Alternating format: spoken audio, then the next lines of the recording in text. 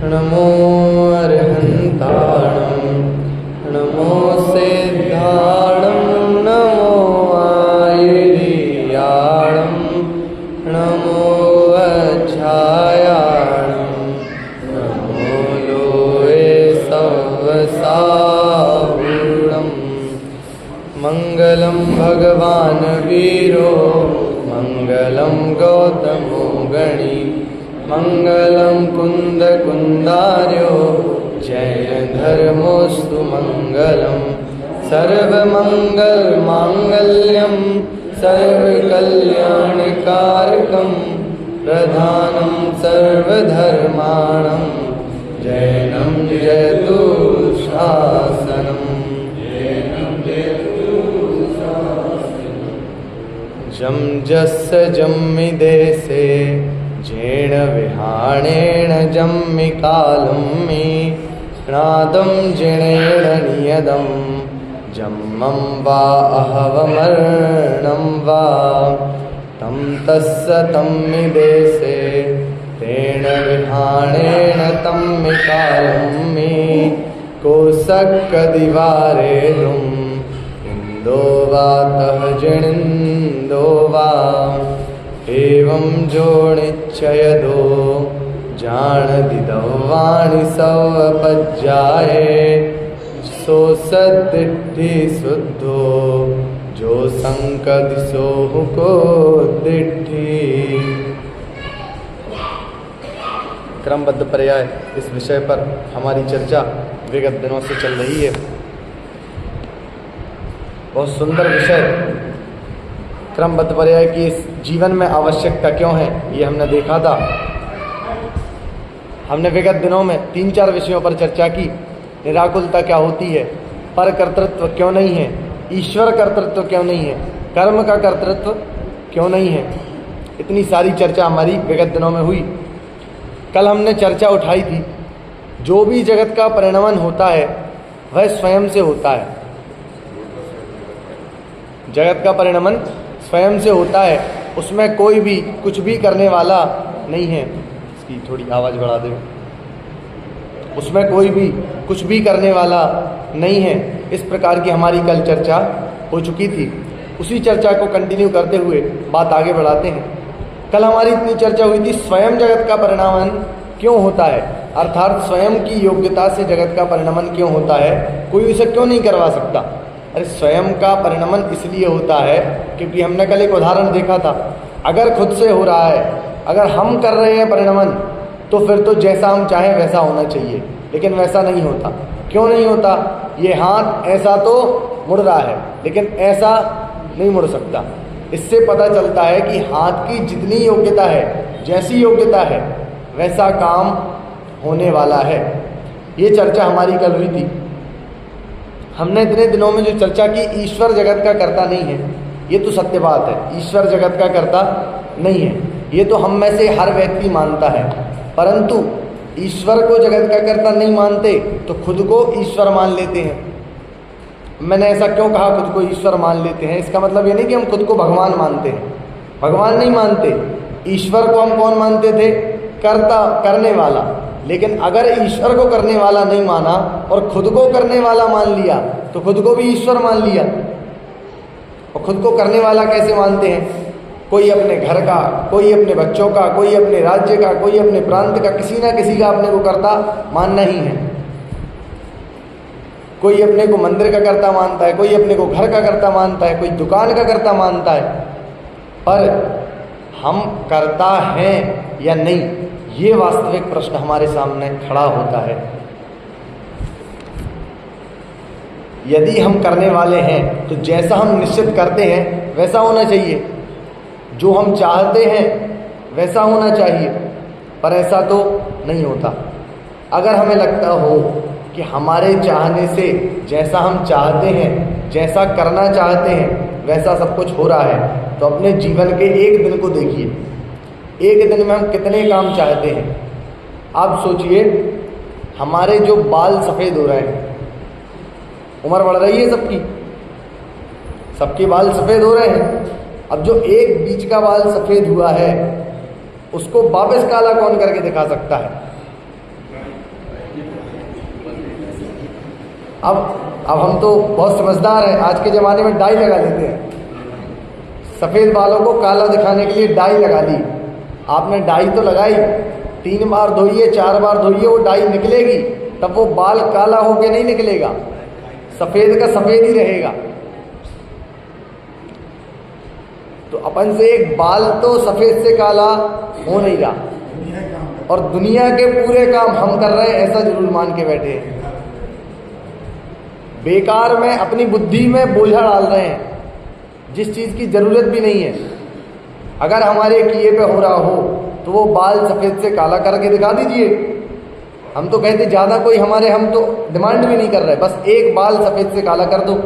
वो भी जब नहीं कर सकते तो पूरी दुनिया का काम कैसे कर सकते हैं? अगर हम सब करने वाले होते, आप मुझे बताइए, सबकी किचन में कम से कम मक्खियाँ तो उड़ती रहती हैं। ऐसी कोई किचन नहीं होगी दुनिया में जिसमें मक्खियाँ ना आए। कितने ही कांच शीशे लगा लो आप, मक्खियाँ तो घुसी जाएंगी। अगर सबकी किचन में मक्खियाँ हैं तो मुझे आप ये बताइए, आज तक वो मक्खियों को भगाने में समर्थ कौन हुआ है? आधे घंटे मेहनत कीजिए, कुछ भी कर लीजिए, जितने आपके पुरुषार्थ थे, खूब हाथ पैर मार लिए, सब कर लिया, लेकिन वो मक्खियाँ किचन से गई, और अगर गई तो कितनी देर में वापस आई? अगर हमारे करने से होता है तो मक्खी भागी क्यों नहीं? एक मक्खी नहीं उड़ा पा रहे हैं तो पूरे दुनिया का कैसे करेंगे? ये दोनों उदाहरण मैंने आपको दिए। क्यों दिए? समाज में, लोक व्यवहार में दो प्रचलित कहावतें होती हैं, इनसे मक्खी तो उड़ती नहीं है और बातें फकाई दुनिया की मारते हैं। और दूसरी कहावत, तुम हमारा बाल भी बांका नहीं कर सकते। जब ये दोनों कहावतें सच हैं, तुम हमारा बाल बांका नहीं कर सकती, ये तो छोड़िए, कोई भी किसी का भी बाल बांका नहीं कर सकता, काला भी नहीं कर सकता और बांका भी नहीं कर सकता। बाल बांका नहीं कर सकता मतलब एक बाल भी नहीं उखाड़ सकता।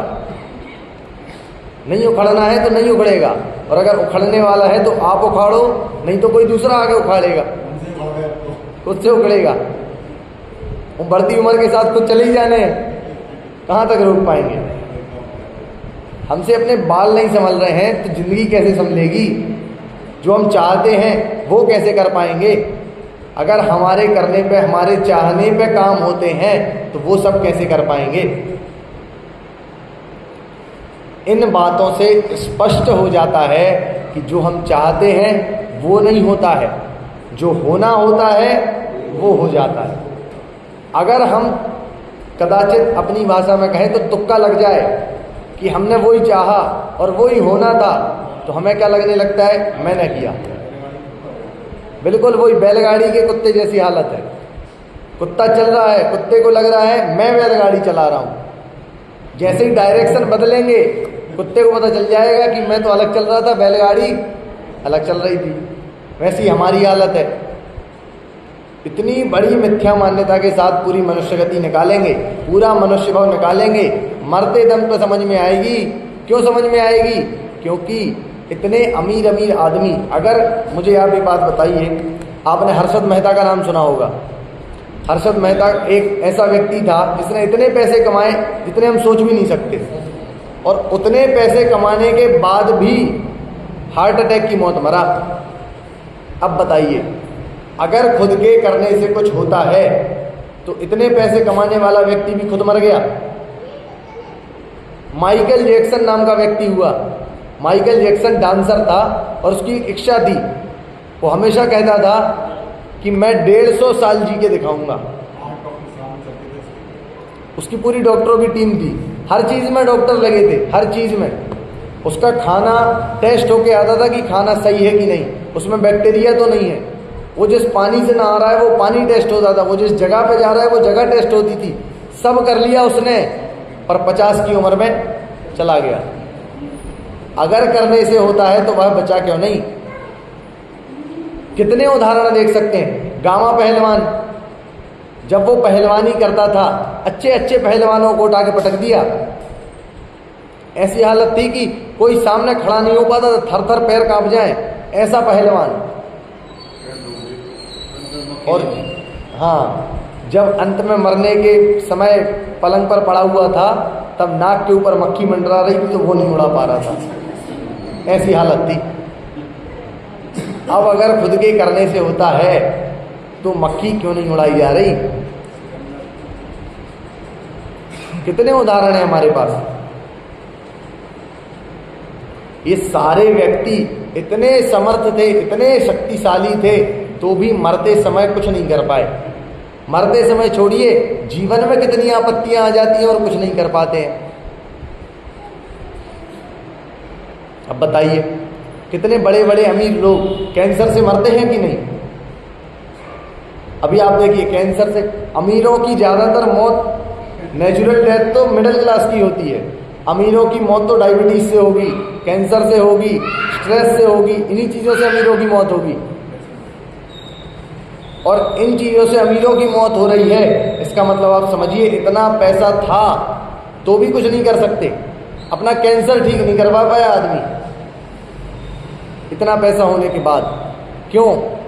जो होना है वो होकर रहेगा, ना उसको हम बदल सकते हैं ना कोई और बदल सकता है।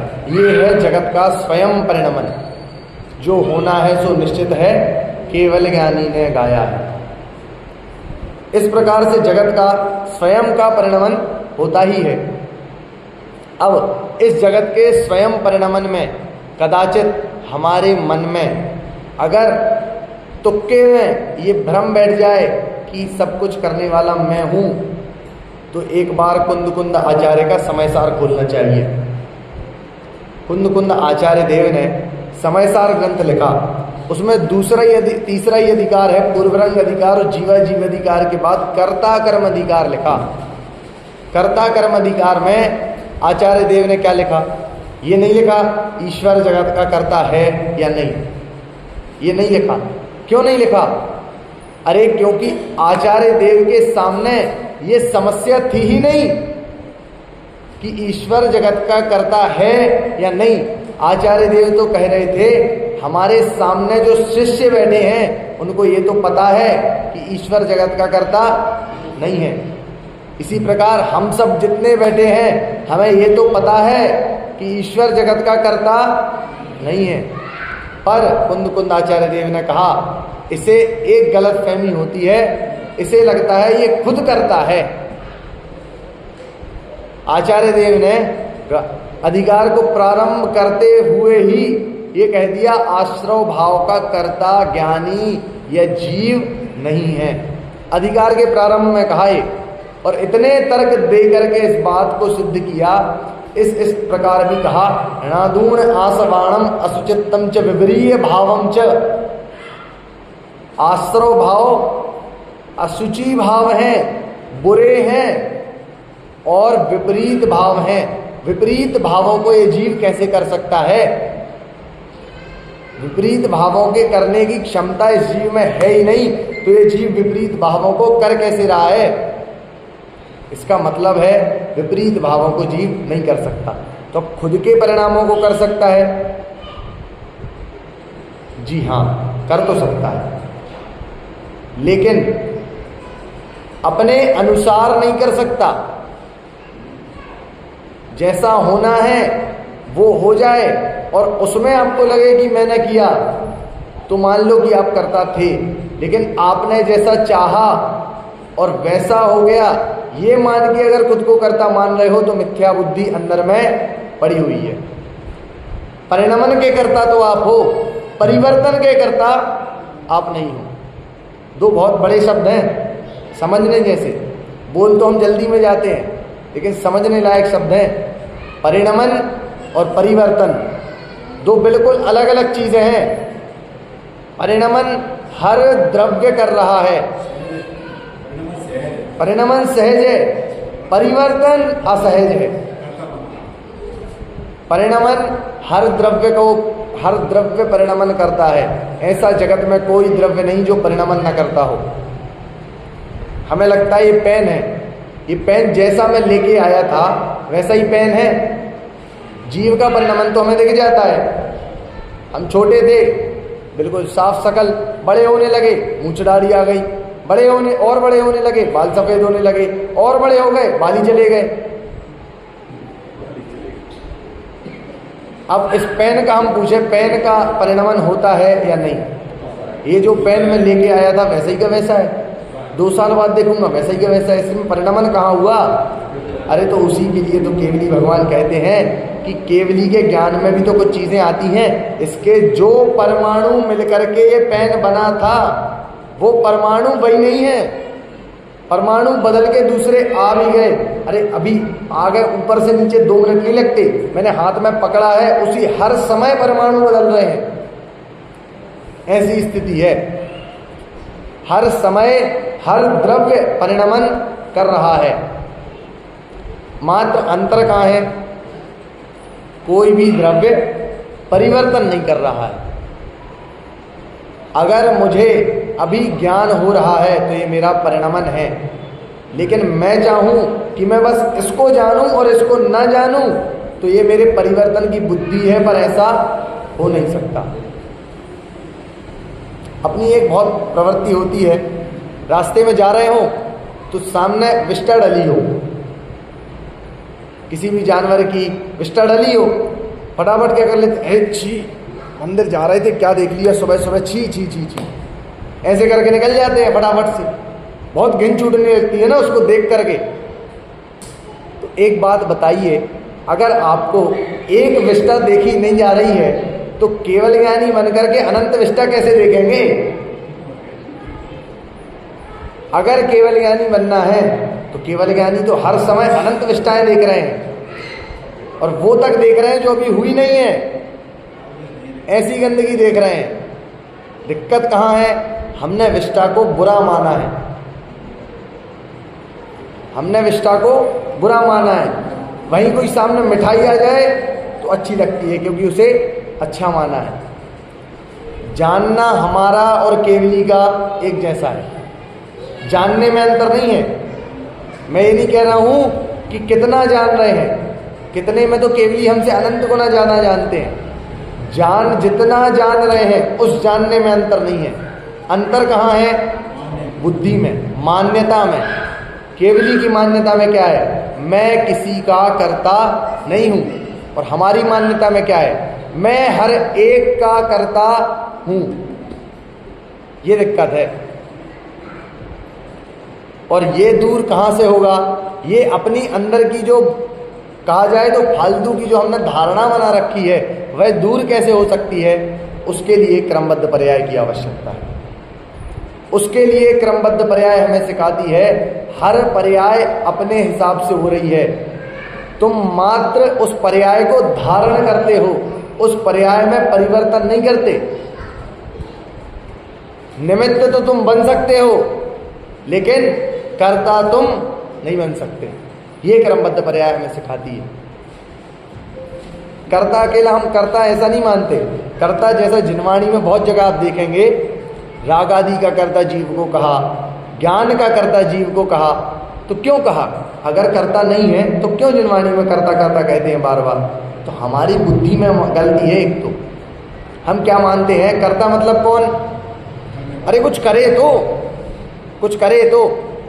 आप इधर बैठे हैं, आपने प्रवचन सुने, आपने जाना क्रमबद्ध पर्याय एक विषय है। अब हम घर पहुँचे, उस पर चिंतन किया, और हमसे कोई पूछे क्रमबद्ध पर्याय का प्रवचन सुना था? हाँ सुना था। क्या किया? उसका चिंतन किया। अरे तो चिंतन ठीक है, लेकिन क्या किया? हमें करना कब लगता है? जब कुछ प्रतिक्रिया होनी चाहिए ना। अरे प्रतिक्रिया देना जीव का काम ही नहीं है, प्रतिक्रिया तो शरीर का काम है, जीव का काम तो जानना देखना है। वो हमने किया कि नहीं? आप तो मुझे दिन भर में एक समय ऐसा बताइए जब आप जान देख नहीं रहे। सोते समय भी ज्ञान निरंतर परिणमन कर रहा है, उस ज्ञान के साथ हमारी कर्ता बुद्धि दौड़ रही है, इसलिए हमें दिक्कत आ रही है। अगर वो कर्ता बुद्धि हट जाए तो ज्ञान तो सहज परिणमन कर ही रहा है, तो ज्ञान ज्ञान ज्ञान अनुभव में आएगा और सम्यक दर्शन हो जाएगा। इतना आसान है। इतना परिणमन और परिवर्तन में ये इतना बड़ा अंतर है। केवली स्वयं को परिणमन स्वभावी मानते हैं और हम स्वयं को परिवर्तन स्वभावी मानते हैं, जबकि हम परिवर्तन नहीं कर सकते। उसी के लिए हमने शुरू में 2-4 उदाहरण देखे भी कि कितना परिवर्तन करना मुश्किल है। अब आप देखिए, क्रमबद्ध पर्याय जो विषय है वह हमें सिद्धि करके देता है कि भाई साहब सब कुछ क्रमबद्ध है, सब कुछ क्रमबद्ध है, आपको कोई मेहनत करनी ही नहीं है। जो होना है सो होकर रहेगा और जो नहीं होना है सो नहीं होकर रहेगा। आप अपने भाव खराब मत कीजिए। अब बहुत लोग पूछते हैं, तर्क होता है बहुत लोगों का, आपसे भी पूछने वाले मिल जाएंगे, तुम अपने मन से फकाई मत मारो। क्रमबद्ध पर्याय जिनवाणी में लिखा कहाँ है, हमें तो ये बताओ। क्रमबद्ध पर्याय जिनवाणी में कहाँ लिखा है?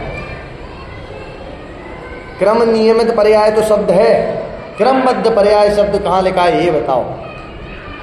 इसके लिए दादा एक बहुत सुंदर वाक्य कहते हैं और ये सबकी मान्यता में बैठ जाना चाहिए। वो कहते हैं, आपसे मैं पूछता हूँ, आप कोई भी जिनवाणी उठाइए और आंख बंद करके जिस पन्ने पे आपका हाथ जाए वो खोल कर रख दीजिए, और उस पन्ने में यदि क्रमबद्ध पर्याय नहीं हुई तो मैं गारंटी देता हूं कि मैं ये किताब लिखना बंद कर दूंगा, ये किताब का कोई महत्व नहीं मानूंगा। लेकिन उस पन्ने पर भी क्रमबद्ध पर्याय है। जो जिनवाणी आपके हाथ में आए, आंख बंद कीजिए, किताब पन्ना खोलिए, क्रमबद्ध पर्याय उस पर निकलेगी। आपने खोला 6 द्रव्य, पंडित जी 6 द्रव्य में क्रमबद्ध पर्याय कहाँ पर है? तो 6 द्रव्य हमें क्या सिखाते हैं कि मैं जीव द्रव्य हूं, बाकी 5 द्रव्यों का कर्ता मैं नहीं हूं। तो यही तो क्रमबद्ध पर्याय सिखा रही है, मैं किसी का कर्ता नहीं हूं, होता जगत स्वयं परिणाम, मैं जग का कर्ता क्या काम। अब दिक्कत तो वहां है, दृष्टि चाहिए, दृष्टि चाहिए। उस क्रमबद्ध पर्याय को पकड़ने के लिए दृष्टि चाहिए। हर पेज पर लिखी है। आप मुझे बताइए, मैं इस गांव में आया, मैंने 10 दिन प्रवचन किया और मुझसे कोई पूछे कि कहाँ गए थे तुम 10 लक्षण में, मैं उनसे कहूँ मैं महावीर भगवान के किसी मंदिर में गया था। अब वो मुझसे पूछे कहाँ गए थे, तो मैं उनसे कहूँ महावीर भगवान के मंदिर में गया था। कहाँ रुके थे? धर्मशाला के एक कमरे में रुका था। अरे तो भाई साहब, आप जहाँ पे आपका मंदिर था, जहाँ पे धर्मशाला थी, उस जगह का कुछ नाम तो होगा। अरे तो बोला तो महावीर मंदिर नाम था। अरे उस जगह का, गांव का नाम तो कुछ होगा। भाई साहब, गांव का नाम वो तो नहीं था, लेकिन जब मैं आ रहा था तो स्टेशन से बाहर लिखा था बदरवास, तो स्टेशन तो बदरवास था, ये गांव पता नहीं कौन सा था। अब बताइए, अब मुझे जनता मूर्ख कहेगी या नहीं कहेगी? उसे तो मैं बदरवास मानने तैयार हूं, जो स्टेशन है। इस गांव को मैं मानने के लिए तैयार नहीं हूं। क्यों नहीं मान रहा? अरे इधर पे कहाँ लिखा है बदरवास? मुझे तो आप बताओ। हर रोड पे लिखो बदरवास, तब जाके हम माने कि ये बदरवास गांव है, वरना हम क्यों माने? अब जितनी हंसी आपको ये कुतर्क सुनने में आ रही है, उतनी ही बेवकूफी की बात यह है कि क्रमबद्ध पर्याय जिनवाणी में कहाँ लिखी है। अरे हर पन्ने पे आचार्य देव क्रमबद्ध पर्याय थोड़ी लिखते बैठेंगे, वो तो सिद्धांत समझाएंगे ना।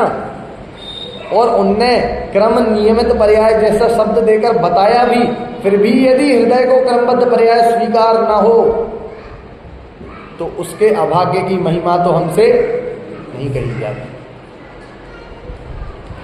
आप बताइए, कोई पूरे गांव में लिख सकता है? संभव है? हर रोड पे, हर घर पे, हर जगह पर, हर, मैं कहता हूं आपने सब जगह लिख दिया, नाली पे कोई लिखेगा बदरवास? तो वो नाली बदरवास की नहीं है, दूसरे गांव की है। पंडित जी, रोड तो बदरवास की है, नाली गुना की है। होगा ऐसा? अगर ये संभव नहीं है, नाली भी बदरवास की है, रोड भी बदरवास की है, मंदिर भी बदरवास का है, घर भी बदरवास के हैं, सब कुछ अगर यहीं का है, तो एक जगह लिखे होने से अगर हम ये मान सकते हैं, तो एक जगह क्रम नियमित पर्याय शब्द आने से जिनवाणी में क्रमबद्ध पर्याय की स्वीकृता क्यों नहीं आती? फिर ये मन में आशंका क्यों है कि जिनवाणी में क्रमबद्ध पर्याय कहाँ है?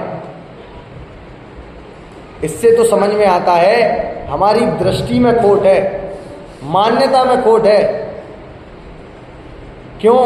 क्योंकि हम तो करने धरने वाला खुद को मानते हैं, और क्रमबद्ध पर्याय अचानक से आगे कहती है तुम कुछ नहीं कर सकते, और हमारे मन को आघात लग जाता है, मैं नहीं कर सकता। ये चीज ही गलत है,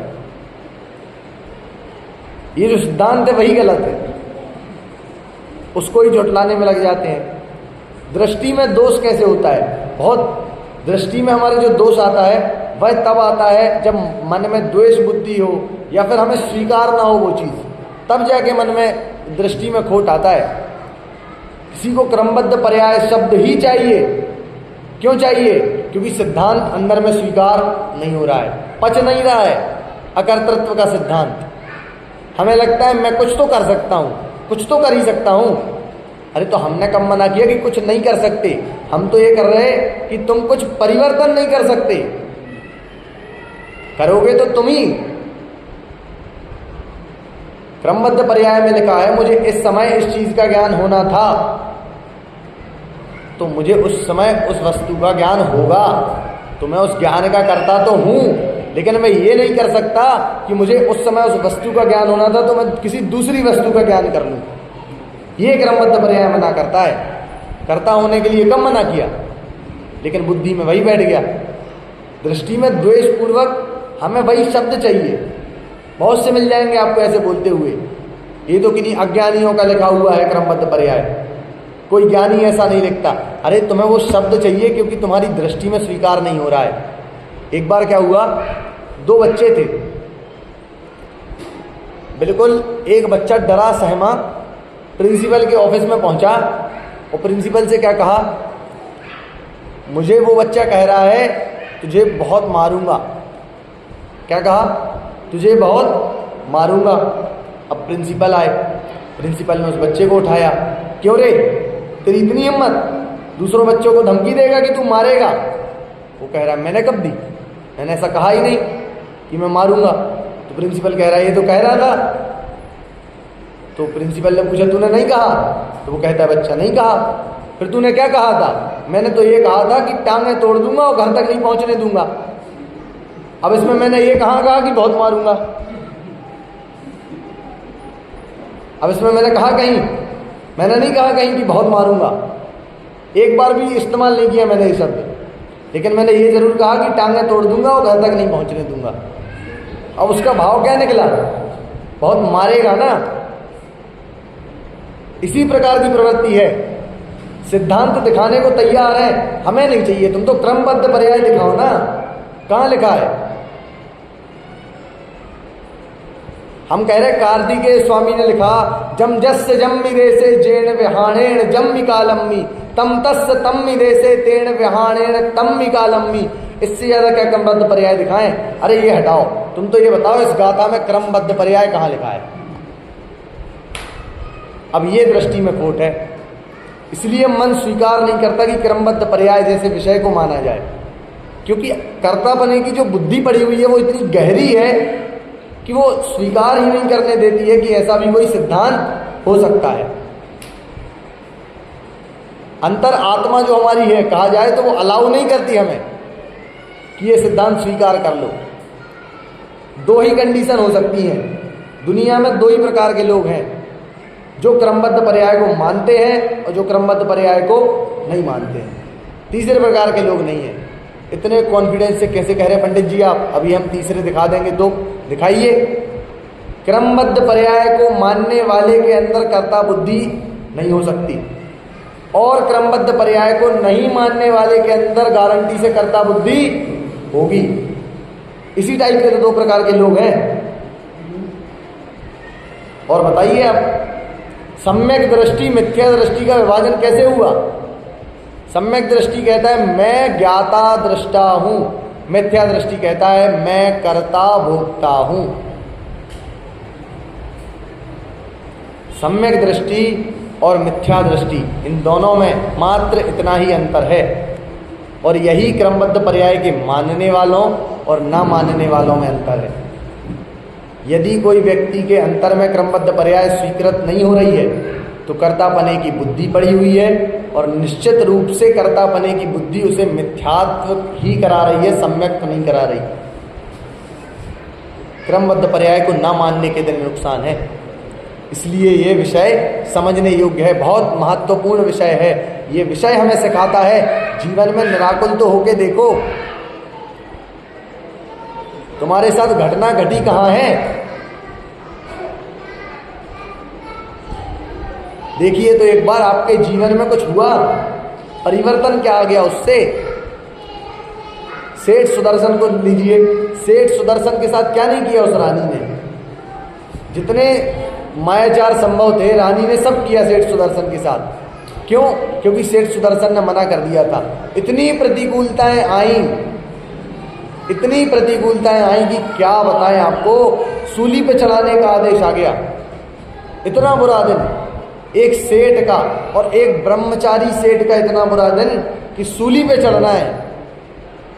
अब सेठ सुदर्शन जब सूली से बच गए, तब सेठ सुदर्शन से जाके आप पूछिए कि आपको कैसा लग रहा है, तो वो कहेंगे मुझे संसार से वैराग्य आ रहा है।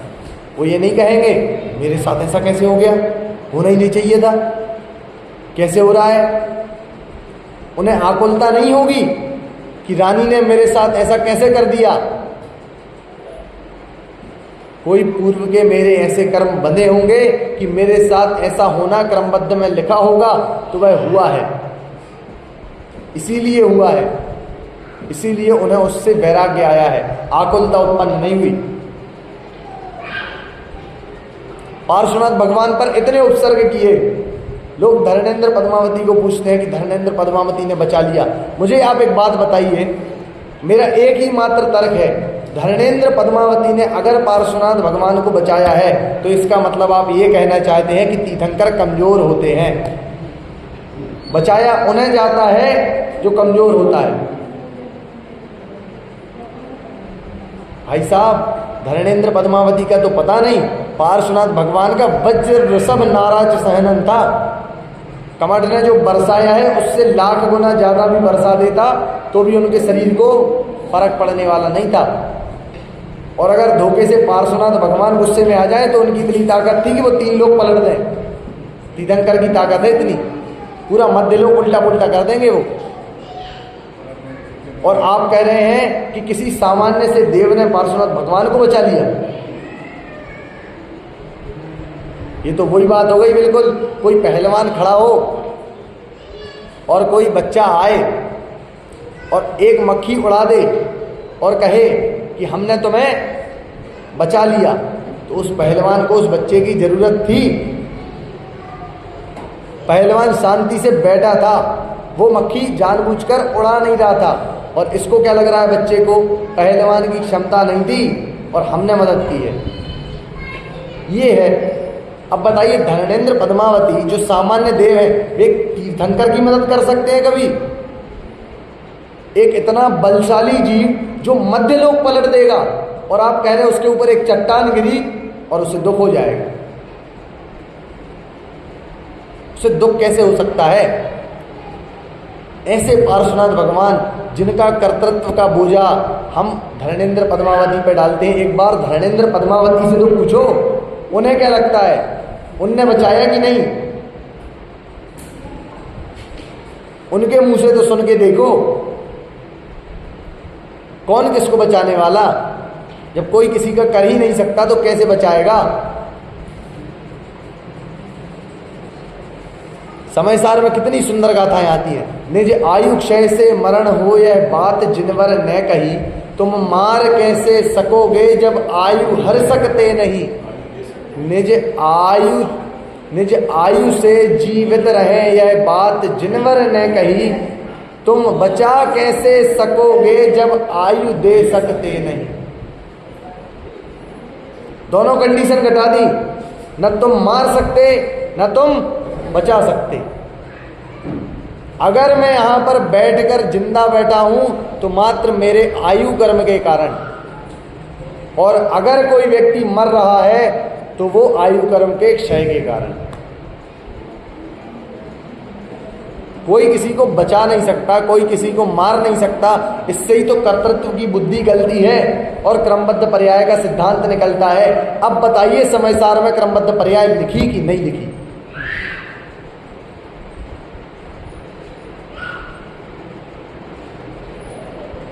कितनी दुर्लभ बात है। आचार्य देव सीधा सीधा लिख के गए।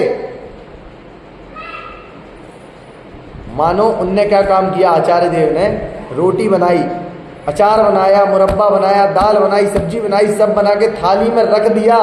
हमसे कहा तुम चबा लो, और हम चबाने को तैयार नहीं है। चबी चबाई दे दो, फिर गुटकने को तैयार नहीं है। अमृतचंद्र आचार्य ने क्रम नियमित पर्याय लिख के चबा के दी तो गुटकने को तैयार नहीं है, फिर हृदय को स्वीकार नहीं हो रही है। ये स्थिति है।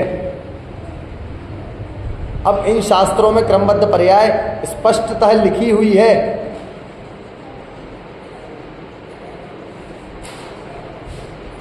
क्रमबद्ध पर्याय के बिना किसी को निराकुलता आ सकती है। आप मुझे बताइए, सीता के साथ जो भी हुआ, सीता को राम ने वन भेज दिया, जाओ धोबी के साथ ऐसा हुआ है, तो उनने ऑब्जेक्शन उठाया है, तो हम तो राजा हैं, तो न्याय करने के लिए तुम जंगल जाओ। अब सीता ने राम से अर्थात कृतांत वक्र से कहकर राम को क्या कहलवाया था, आप मुझे ये बताइए। सीता ने कहा था मुझे छोड़ दिया, मैं धर्म पत्नी, मैं अग्नि परीक्षा दे दूं, ये कर दूं, वो कर दूं, कुछ भी कहा सीता ने? क्या सीता ने ये कहा था कि मुझे रावण लेके गया था तब तो तुम बचा नहीं सके और अब राज्य के सामने बड़े राजा बने घूम रहे हो? क्या सीता ने एक भी ऑब्जेक्शन उठाया? नहीं। अंतर में निराकुलता थी कि मेरे ही पूर्व कर्म होंगे। क्या बात कही? बस एक बात कही, जिस प्रकार लोगों के कहने से मुझे छोड़ा है, उसी प्रकार लोगों के कहने से धर्म को मत छोड़ देना। ये बात कही सीता ने। अब ये निराकुलता कहाँ से आई? आप बताइए, अपने हृदय पर हाथ रखकर पूछिए। यदि आप माने कि व्यक्ति को क्रमबद्ध पर्याय स्वीकार नहीं है, उसे लगता है कि मैं अपनी पर्यायों में इधर उधर कर सकता हूं, तो क्या सीता को वन जाना स्वीकार हो पाता? अगर सीता को लगता मैं इधर उधर कर सकती हूं, तो वो वन जाती या फिर अपने पिता के पास, जनक के पास जाती कि मुझे रक्षा करो? उसे लगता फेरफार हो सकता है, तो वो राम ने अगर निकाला दिया तो किसी और के पास जाती। अगर उसे लगता तो पक्का जाती, लेकिन उनके मन में पूरा विश्वास था कि मेरे ही पूर्व कर्म है, ये होना था इसलिए हो रहा है, तभी जाके उन्होंने इतने आसानी से वन को स्वीकार कर लिया। इतनी निराकुलता क्रमबद्ध पर्याय का सिद्धांत ही तो दे पा रहा है। क्रमबद्ध पर्याय के अलावा आप बताइए मुझे कोई दूसरी चीज जो इतनी निराकुलता दे सकती है। बहुत लोगों का तर्क होता है, ये हमने भी सुना, जब दशलक्षण में जाएं, शिविरों में जाएं, हर जगह तो एक सी समाज नहीं होती, तो वहाँ बहुत लोग पूछते पंडित जी आप क्रमबद्ध पर्याय को मानते हैं? हमने कहा कि उसके अलावा और मानने जैसा है क्या? तो वो कहते हैं क्रमबद्ध पर्याय को क्यों मानते हैं, इसमें फ़ायदा क्या है? इसमें हमें कुछ करना शेष नहीं रह जाता। क्रमबद्ध पर्याय कहती है जो होना है सो निश्चित है, तो हमें वो नरक भेज देगी तो हमें नरक जाना पड़ेगा, हमें निगोद में भेजेगी तो हमें निगोद जाना पड़ेगा। हम खुद का नरक नहीं बचा सकते, तो हम कुछ करें ही क्यों पंडित जी? हमारा कुछ करना शेष कहाँ रह जाता है?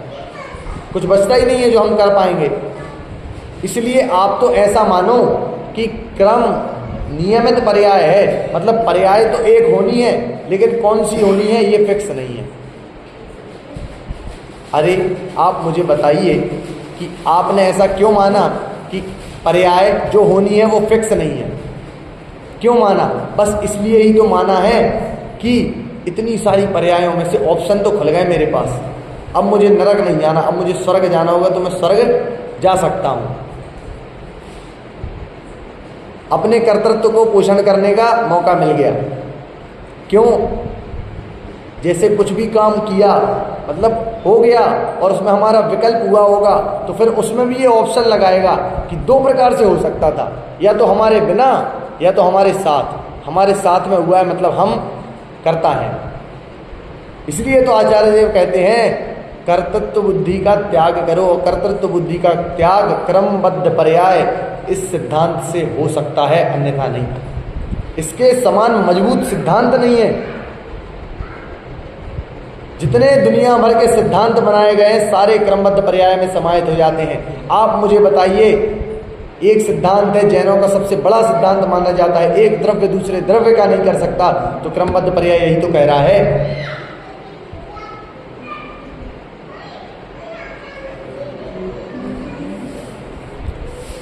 जैन दर्शन कहता है द्रव्य में अनंत गुण है और वे अनंत गुणों का निरंतर परिणमन होता है, तो क्रमबद्ध पर्याय भी तो यही कह रहा है कि निरंतर पर्याय आती हैं। और क्या कह रहा है?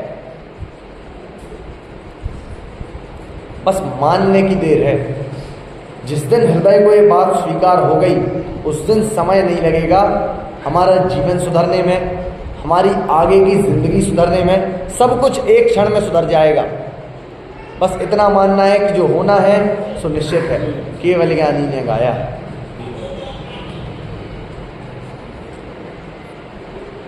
केवली भगवान जान रहे हैं और उस चीज को नकार सकते हैं, इतनी शक्ति हम में आ कहां से रही है? केवली की वाणी को नकारने की शक्ति हम में आ कहां से रही है? क्रमबद्ध पर्याय जैसा सिद्धांत महान आचार्य कुंद कुंद देव लिख के जा रहे हैं और आप कहते हैं कि कहां लिखी है?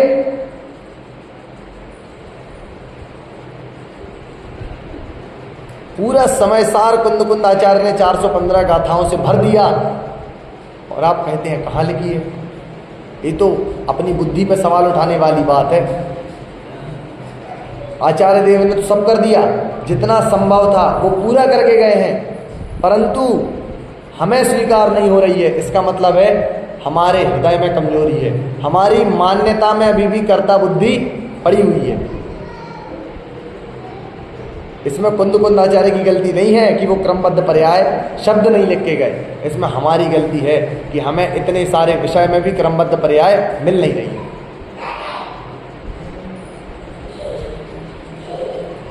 इतने खतरनाक हाल है हमारे कि हम स्वीकार करने में कतराते हैं। बहुत सारे लोग तो ऐसे हैं, उन्हें स्वीकार तो है, पता तो है, लेकिन स्वीकार करने में दिक्कत कहाँ आती है? क्यों दिक्कत आती है? क्योंकि मुख्यतः दिक्कत तो ये हो जाती है कि हमारा करना क्या रहेगा। अगर आप कह दोगे सब कुछ नक्की है, हमने कह दिया आप कब मरोगे ये भी निश्चित है, आप कब बचोगे ये भी निश्चित है, आपका आज क्या होने वाला है ये भी निश्चित है, आपका घुटने का दर्द कब होगा ये भी निश्चित है, आपका वो सफ़ेद बाल कब झड़ जाएगा ये भी निश्चित है, आपका काला बाल सफ़ेद कब होगा ये भी निश्चित है। अरे सब कुछ निश्चित है तो हम क्या बैठ के चाय पिए?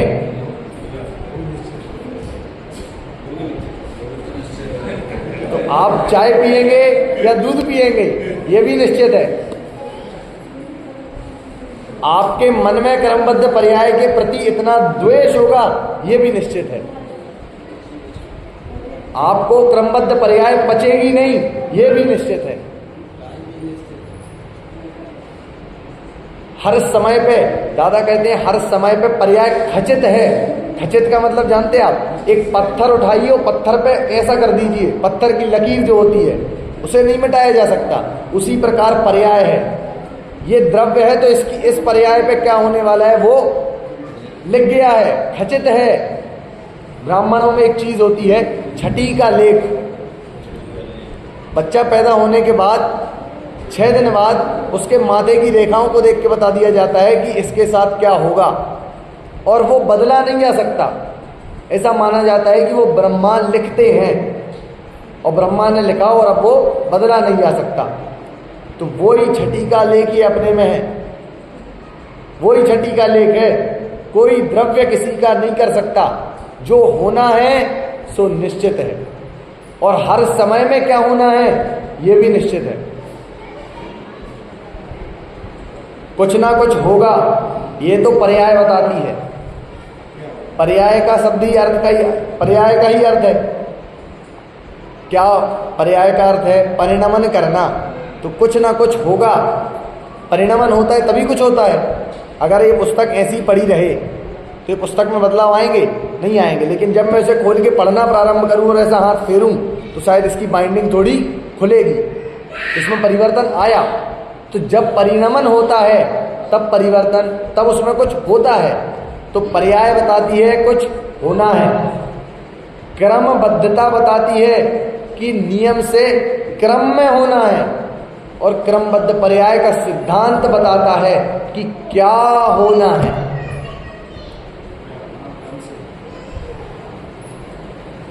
बंधा हुआ है उसको ऐसा नहीं कर सकती इधर से उधर कर दें, इधर से उधर कर दें। 60 साल में मरना था तो 70 में नहीं मरोगे, 60 में मर के ही रहोगे। जिस समय मरना लिखा था उसी समय मरोगे। आपने सिकंदर को नाम सुना होगा, सिकंदर का। हाँ, सिकंदर, कितनी संपत्ति उसके पास, कितनी राज्यों को उसने जीता, और फिर जब मर रहा था तब उसने मंत्रियों से, वैद्यों से गुजारिश की कि मुझे उतने समय तक जिंदा रखो जब तक मेरी माँ आके मुझसे मिल लें। इतने मुझे बस इतना जिंदा रख दो, मेरी माँ आके मुझे मिल लें। अब वैद्यों ने क्या जवाब दिया? हम नहीं रख सकते। अब डॉक्टर को तो अपन बोलते हैं भाई साहब जीवन देने वाला है डॉक्टर। अगर डॉक्टर जीवन देने वाला है तो सिकंदर को जीवित कैसे नहीं रख पाए? ज्यादा देर की मोहलत थोड़ी मांगी थी उसने, ज्यादा देर की मोहलत थोड़ी मांगी थी। मां से मिलने के लिए इतना ही समय मांगा था, लेकिन तब तक जिंदा नहीं रख पाए। इससे पता चलता है कि उसे उसी समय मरना था।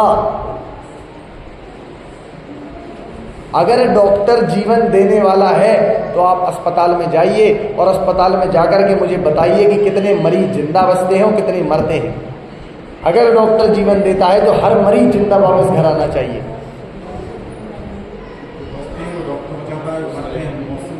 बिल्कुल यही होता है। जैसे उस दिन हमने देखा था, बचाने वाले को तो ईश्वर बचाता है और मारने वाले को कर्म ऐसे किए होंगे तो मर गए। ऐसे ही वहां होता है हॉस्पिटल में, बच गया तो डॉक्टर भगवान है, और नहीं बचा तो फिर तो ऐसा लगता है डॉक्टर क्या कर सकता था अब इसमें, उसने तो पूरा प्रयास किया था। तो डॉक्टर, यही तो हम कह रहे, डॉक्टर प्रयास करता है, प्रयास भी नहीं करता है, प्रयास की बुद्धि अपने अंदर रखता है। जो उस आदमी के साथ होना है वो तो होकर ही रहेगा, उसमें कोई परिवर्तन नहीं हो सकता। अगर डॉक्टर के हाथों बचना लिखा होगा तो वो बच के रहेगा, और डॉक्टर के हाथों मरना लिखा होगा तो वो मर के रहेगा। इस समय तो ये पंक्तियां याद आनी चाहिए, को सक्करिवारेदुम इंदोवा तहजन इंदोवा। जिस काम में जिनेंद्र भगवान समर्थ नहीं है तो हम जैसे ऐरे गहरे नत्थु गहरे समर्थ होंगे? जिनेंद्र भगवान के सामने हमारी हिम्मत ही कितनी है? क्या है उनके सामने हमारी हिम्मत? जिन्हें केवल ज्ञान है और हमें मतिश्रुत ज्ञान। उनके पास अनंत वीर है, हमारे पास इतना सा। कितना वीर है हमारे पास? उनके सामने जब वो काम नहीं कर पा रहे हैं, जब वो किसी पर्याय को इधर से उधर नहीं कर पा रहे हैं, तो हम कैसे किसी पर्याय को इधर से उधर कर सकते हैं? हम क्या दुनिया का कोई भी व्यक्ति, कोई त्रेंच, कोई नारकी, कोई देव, कोई भी हो, वो पर्याय को इधर से उधर कैसे कर सकता है?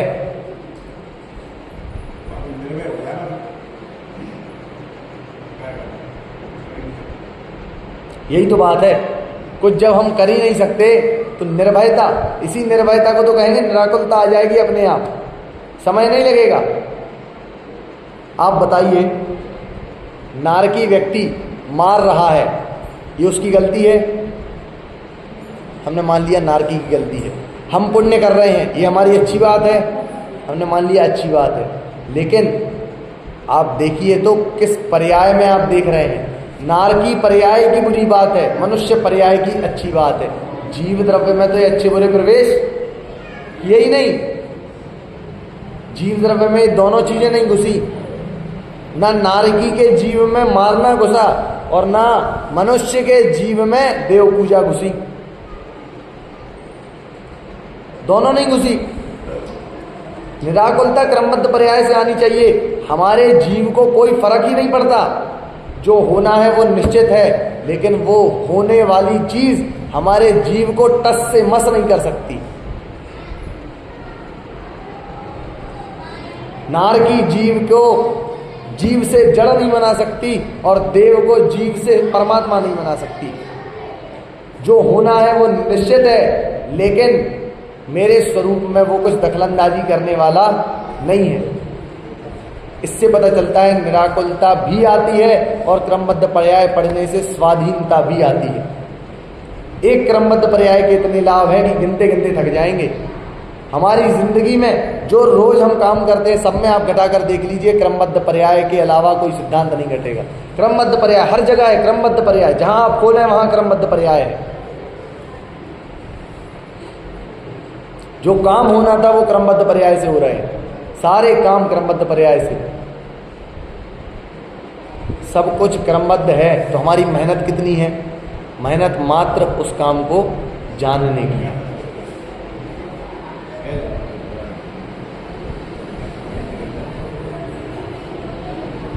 ज्ञाता दृष्टा आत्म राम, होता जगत स्वयं परिणाम।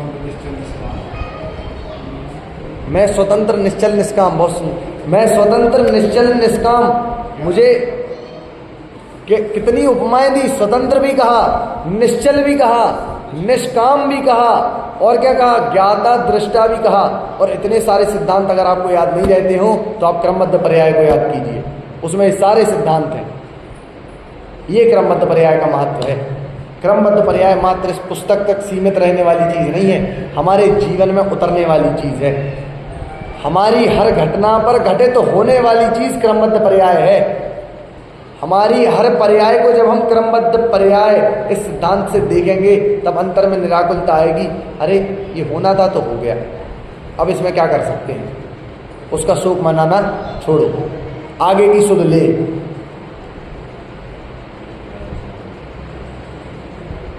ये क्रमबद्ध पर्याय सिखाता है। क्रमबद्ध पर्याय के ना जाने ऐसे कितने फायदे हैं जो मैं आपको गिना सकता हूं। अगर चर्चा करने बैठे तो 10 के 10 दिन क्रमबद्ध पर्याय के मात्र फायदों पर निकल सकते हैं। इतनी बड़ी क्रमबद्ध पर्याय है। आज जो चर्चा अपनी हुई, स्वयं परिणमन होता है, और वो क्यों होता है इसके लिए हमने देख लिया। शुरू में उदाहरण भी बहुत देखे। और क्रमबद्ध पर्याय अगर हृदय को स्वीकृत नहीं हो रही है तो दृष्टि में खोट है, क्रमबद्ध पर्याय में खोट नहीं है। ये हमें बात समझ में आनी चाहिए। कल से हम इस विषय को और आगे बढ़ाएंगे कि सारी चीज़ें सुव्यवस्थित कैसे हैं, हर समय में जो पर्याय होनी है वो निश्चित कैसे है। ये सारी चीज़ें आगे कल से और आगे विशेष रूप से देखेंगे। अभी की बात को विराम।